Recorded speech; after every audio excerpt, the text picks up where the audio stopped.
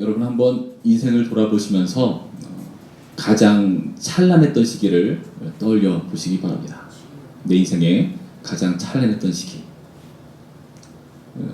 당연히 지금이시죠.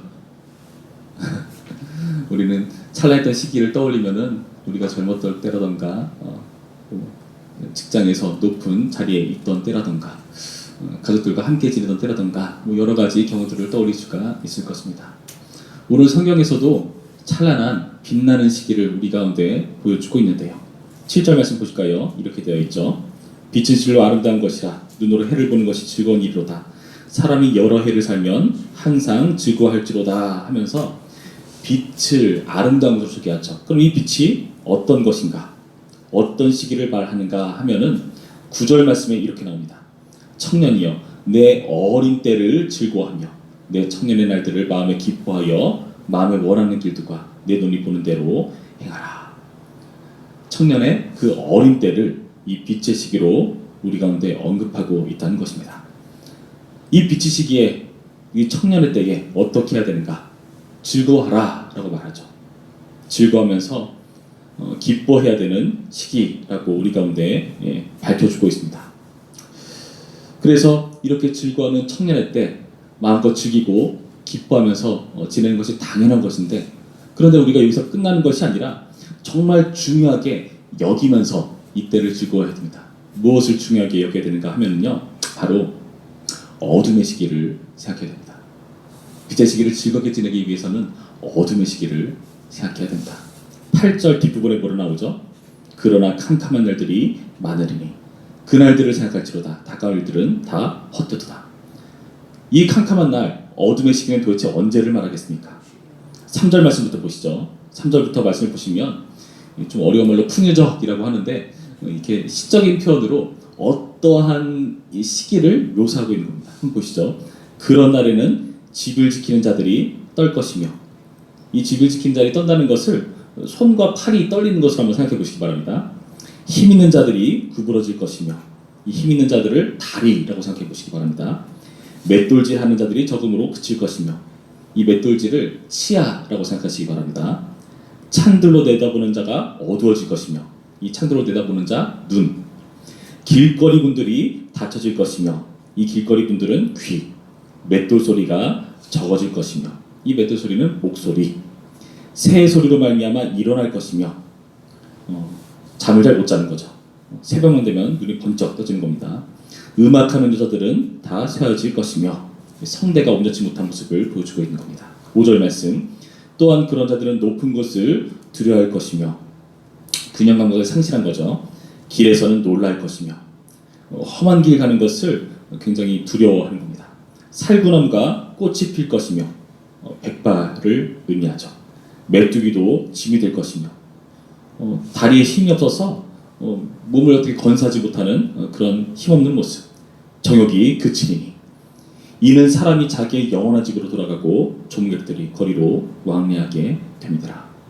마지막 말은 무슨 말이죠? 영원한 집으로 돌아간다. 죽음을 우리가 보여주는 겁니다. 이 캄캄한 날들 어둠의 시기는 과연 어느 때를 말하는가? 죽음을 지향하는 노년의 때를 우리 가운데 이렇게 보여주고 있는 것입니다. 우리는 빛의 시기에 젊을 때를 기뻐하고 즐거워해야 되지만, 그 젊을 때를 기뻐하고 즐거워하기 위해서는 반드시 염두에 두어야 될 것이 바로 이 어둠의 때, 이 노년의 때라고 우리에게 보여주는 겁니다. 이 노년의 때, 이 죽음을 지향하는 이러한 모습들을 우리 가운데 보여주고 있는 거죠.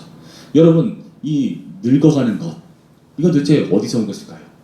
여러분이 잘 알다시피 창세기 3장을 보시면 인류가 죄를 짓고 나서 그 죄의 결과로 어떤 저주를 받습니까? 너는 흙이니 흙으로 돌아갈지니라 하면서 우리는 몸이 점점 병들어가고 늙어가고 하면서 죽음을 지향하게 되어 있다는 거죠. 정말 이 세상에 수많은 능력자들이 이 죽음을 극복해보려고 무지무지 많은 애를 써왔어요. 어떤 황제는 영생하기 위한 약초를 찾아다니기도 하고, 그리고 인류는 병에서 잘 낫기 위해서 의학을 발달시키고, 먹고 살기 위해서 농업을 발달시키고, 과학을 발달시키고, 이 모든 것이 죽음을 의식하며 드러난 세상의 결과들입니다. 그러한 혜택을 우리가 입고는 있죠. 여러분들 그 혜택이 우리 가운데 확 받았습니까? 여러분 병원 가면은요 의사들이 진료하는 말을 한번 다 들어보시기 바랍니다. 그 말을 들으면은 누구나 다 의사겠다는 생각 들어요. 다 하는 말이 요즘 스트레스가 많아서 그렇습니다. 뭐 원인을 들으면은 뭐 대단한 걸 밝혀주는 게 아니라 뭐 스트레스 많아서 그렇다. 우리가 다 알만한 거 얘기해요. 그것 때문에 병든 것이다. 그런데 근본적인 병의 원인을 잡지는 못하는 거죠. 근본적인 병의 원인, 늙음의 원인, 죽음의 원인은 바로 죄인 것인데 말입니다. 그래서 이 모든 것들이 우리가 어떻게 극복하지 못하는 상이라는 것을 우리는 잘 알고 있습니다. 예전에 제가 설교 시간에도 몇 번 얘기했지만 예전에 TV 광고를 보면은 뭐 안티에이징, 뭐 늙는 것을 이렇게 대적하는 그 의미를 말하는데 뭐 화장품을 바르면 정말 그 안티에이징이 되는가? 절대 안 그렇죠. 그냥 겉에가 바른 것뿐이지 않습니까? 우리 속 사람이 변하지는 않습니다. 우리의 외모가 젊어지지는 않습니다. 그럴듯하게 꾸며줄 뿐인 것이죠. 여러분, 그래서 이렇게 죽음을 의식하며 살아갈 때에 우리는 젊을저를 즐겁게 보낼 수 있고요. 근데 이 죽음 때문에 이 전도자는 우리에게 계속해서 말하는 것이 무엇이냐 하면은 바로 8절에 나와 있는 바와 같이 전도자가 이르되 헛되고 헛되도다 모든 것이 헛되도다. 8절 뒷부분에도 뭐라 나왔죠? 다 걸리는 다 헛되도다. 죽음으로 끝나기 때문에 모든 것이 다 헛되다. 그러니까 우리가 살아있는 이 젊음의 때에 즐기고 기뻐하는 것이 마땅하다라고 우리 가운데 밝혀준 겁니다. 여러분 그런데요, 이 죽음을 의식한다는 것은 구체적으로 무엇을 의미하는 것일까요? 죽음을 의식한다는 것, 단순히 우리의 생이 끝나버리는 것, 지금의 나라는 존재가 사라져버리는 것, 세상은 그렇게 생각할지 모릅니다. 그래서 허무적으로 살아가거나 막 살거나 우리와는 가치관이 다르게 살아가죠. 그러나 이 죽음을 의식한다는 것은 우리가 반드시 의식해야 될 분이 계시다라는 것을 우리 가운데 보여줍니다. 11절 9절 뒷부분에 보라 되어 있죠. 9절 뒷부분. 그러나 하나님이 이 모든 일로 말미암아 너를 심판하실 줄 알라. 여러분 죽음을 의식한다는 것은 심판하는 존재가 계시다. 그거를 아는 것입니다. 12장 10절 14절 우리가 읽었던 바와 같이 일의 격을 다 들었으니 하나님을 경외하고 그의 명령들을 지킬지어다. 이것이 모든 사람의 본분이니라. 하나님은 모든 행위와 모든 은밀한 일을 선악간에 심판하시리라. 여러분 이 심판주 하나님을 의식하는 것이 우리가 죽음을 의식하면서 이 생애를 즐겁고 기쁘고 제대로 살 수 있는 비결이라고 밝혀준 겁니다. 그러나 이 일이 이렇게 심판하시는 주님만 의식하는 것인가? 아니요, 그렇지 않아요. 우리가 또 의식해야 될 분, 죽음을 향할 때 이 심판주 하나님을 의식한다면 생명을 생각할 때에 우리는 어떤 하나님을 의식해야 하는가? 12장 1절과 2절 말씀 우리 함께 읽을 수 있습니다. 12장 1절부터 2절 시작. 너는 청년의 때에 너의 창조주를 기억하라. 곧 곤고한 날이 이르기 전에 나는 아무 낙이 없다고 할 애들이 가깝기 전에 해와 빛과 달과 별들이 어둡기 전에 비 뒤에 구름이 다시 일어나기 전에 그리하라. 청년의 때 어떤 분을 기억하라고요? 너의 창조주. 아, 절망으로 끝나는구나. 죽음으로 끝나는구나. 아무런 낙이 없구나. 모든 것이 다 허무하구나. 헛되구나.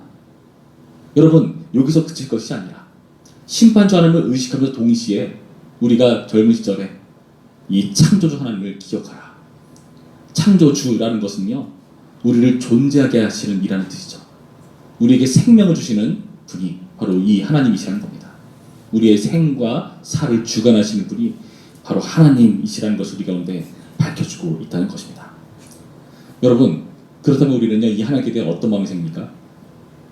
경외하는 마음 생기지 않습니까? 두려워하는 마음. 나의 인생을 주장하시는 분이신데 나의 살고 주는 것, 나의 코에 이 호흡을 걷어가시는 것, 주시는 것 다 하나님께 달렸는데 이 하나님을 경외하며 두려워하며 사는 것이 마땅한 일입니다. 여러분 그런데요 전도서는 여기서 마치지만은 우리는 여기서 한 걸음 더 나아갈 수 있습니다. 그게 무엇이냐? 바로 심판주, 창조주 너머에 바로 구원주이신 예수님께서 계시다는 사실입니다. 요한복음 1장을 보시면은 빛이 어둠 가운데 비쳤다라고 표현하죠. 그 빛이 세상에 왔다. 그리고 이 빛이 우리 가운데 거하시면서 우리를 하나님의 자녀가 되는 권세를 주셨다라고 표현합니다. 그리고 예수님께서는 우리 가운데 이런 말씀도 해주셨어요. 8장 12절 말씀, 요한복음 8장 12절 말씀 보시면은 이렇게 되어 있습니다.